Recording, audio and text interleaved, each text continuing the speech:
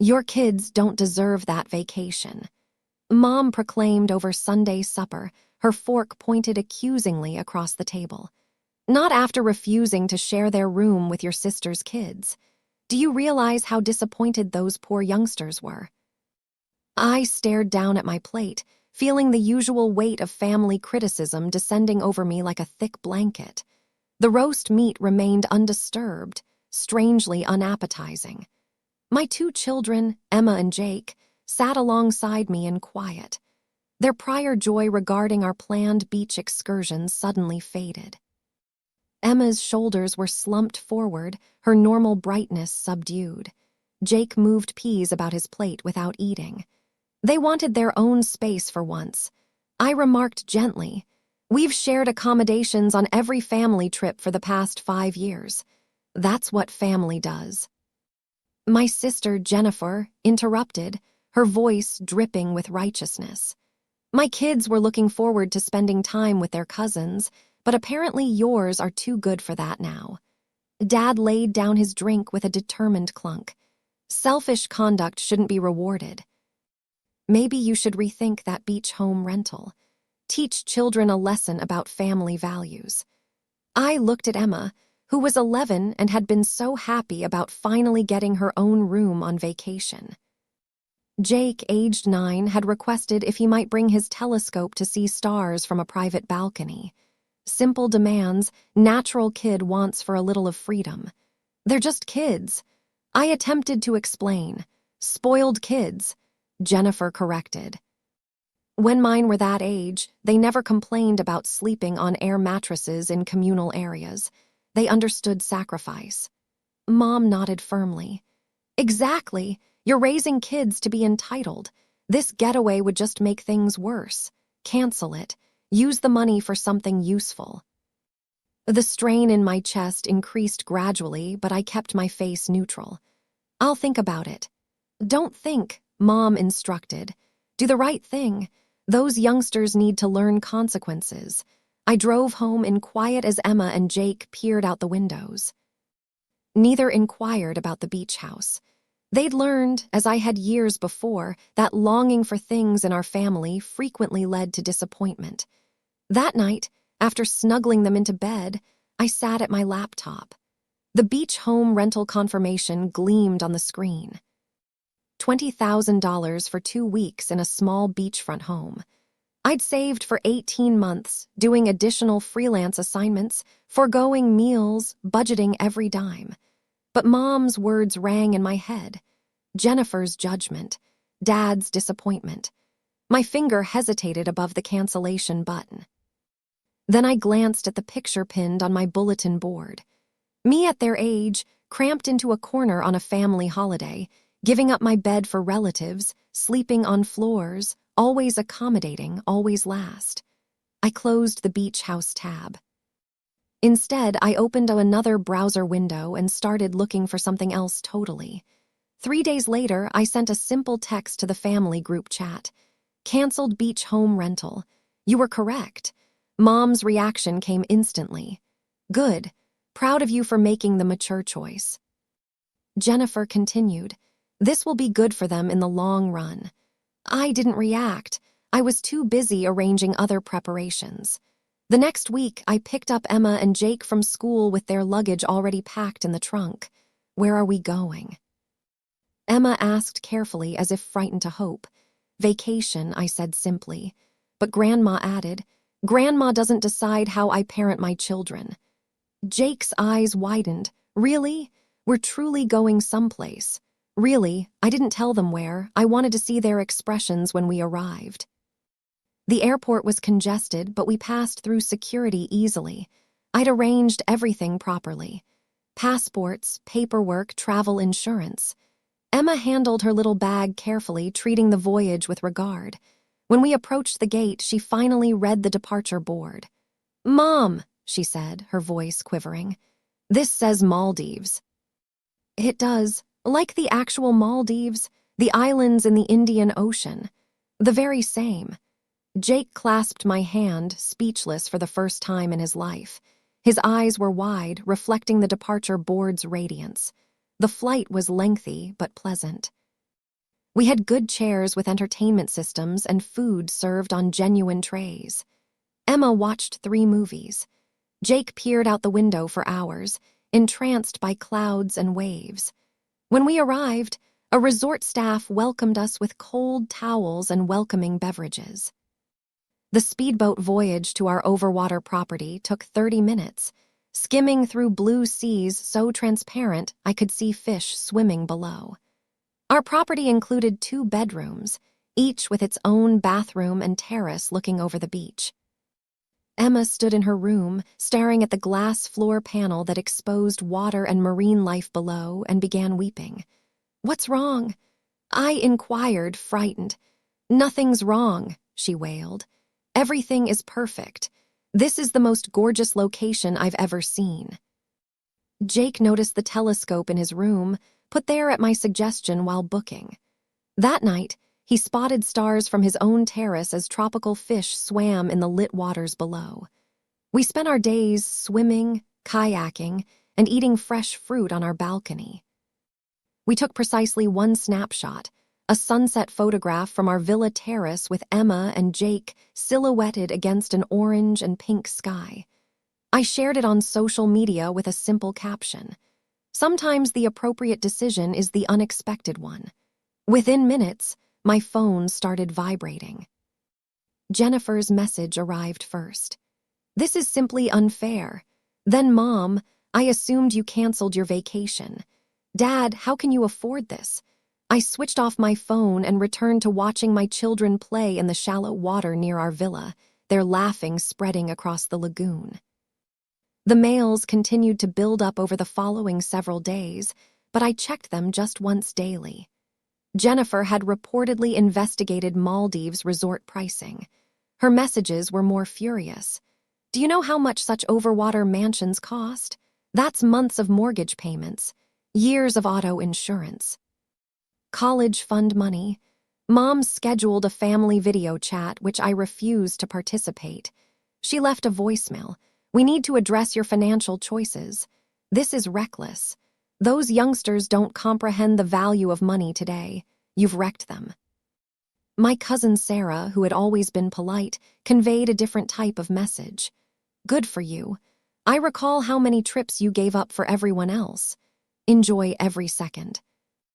On our 5th day, when Emma was learning to paddleboard and Jake was investigating hermit crabs with a resort naturalist, my phone called from an unknown number. "Is this Amanda?" A woman's voice inquired. "Yes. This is Patricia from Luxury Travel Magazine.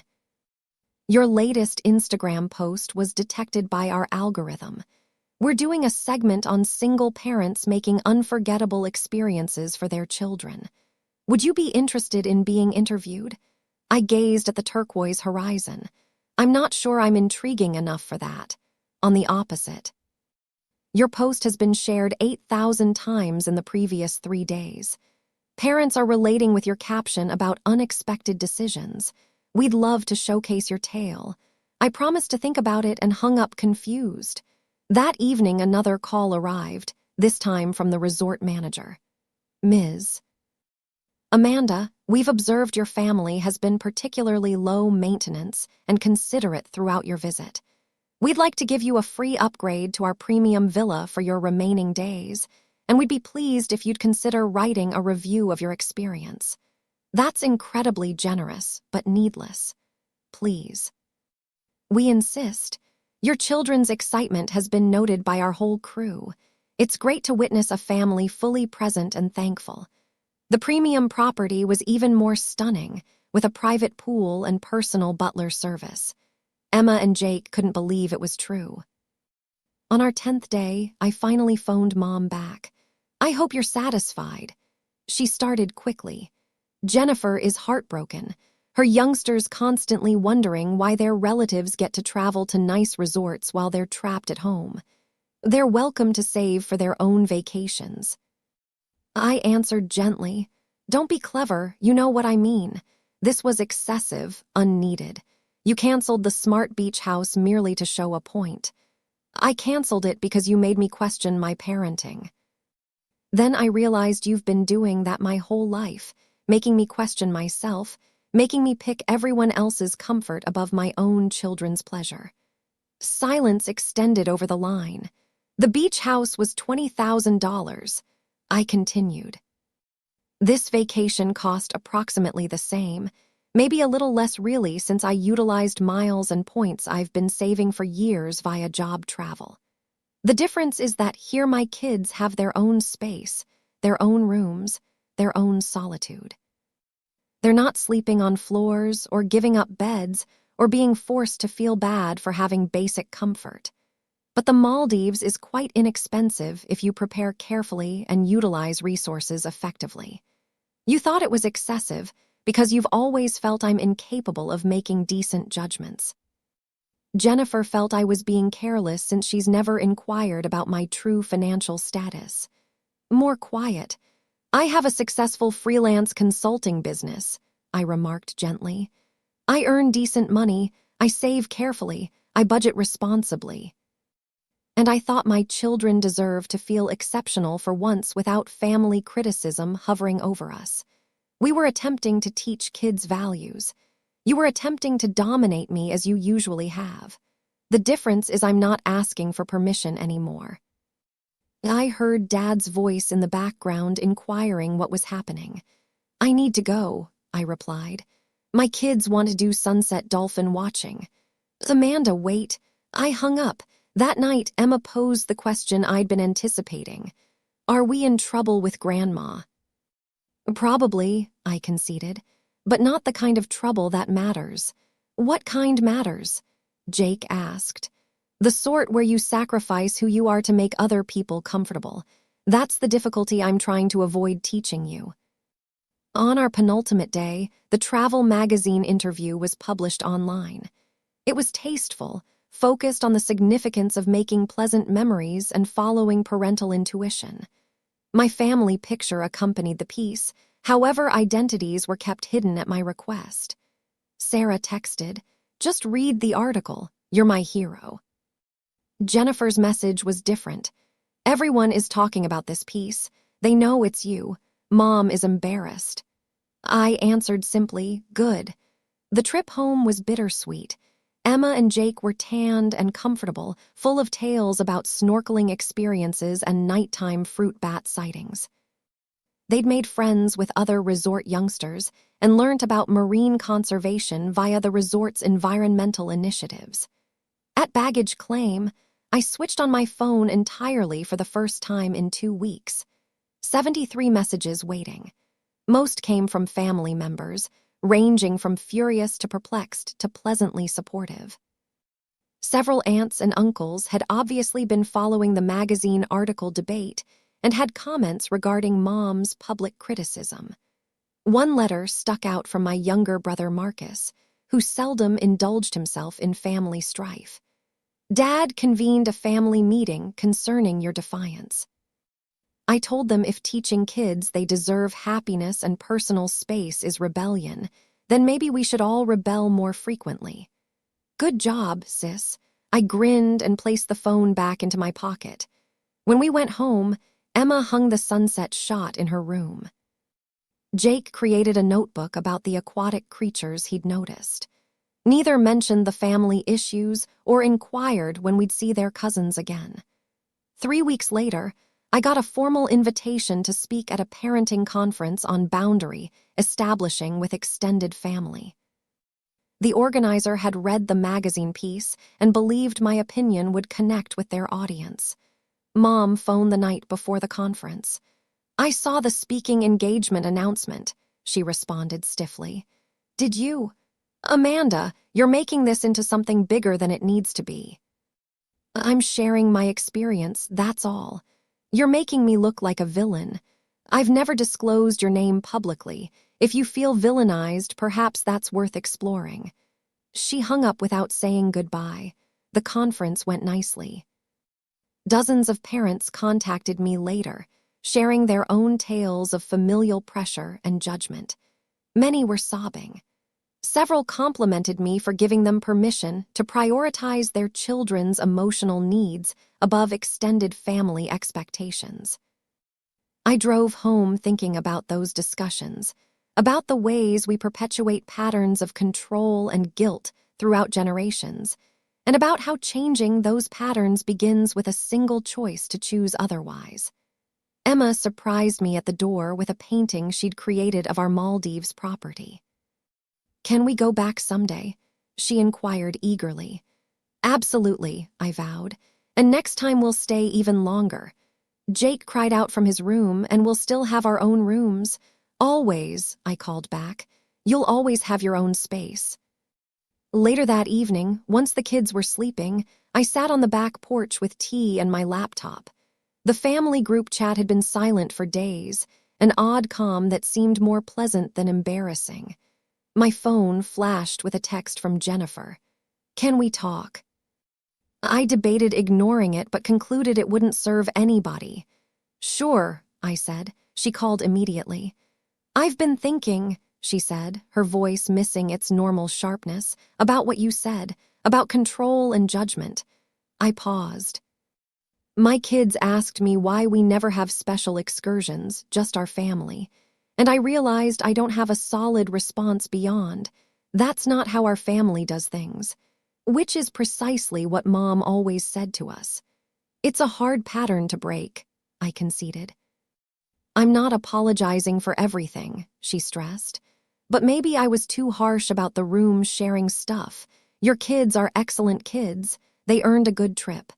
It wasn't a complete apology, but it was something. "Thank you for saying that," I responded simply. We chatted for another 20 minutes, cautiously skirting around broader difficulties, but finding little pockets of commonality. It wasn't resolution, but it was a start. When I eventually crawled into bed, I thought about the beach house we'd canceled, the family judgment we'd averted, and the amazing memories we'd built instead. Sometimes the appropriate decision is certainly the unexpected one.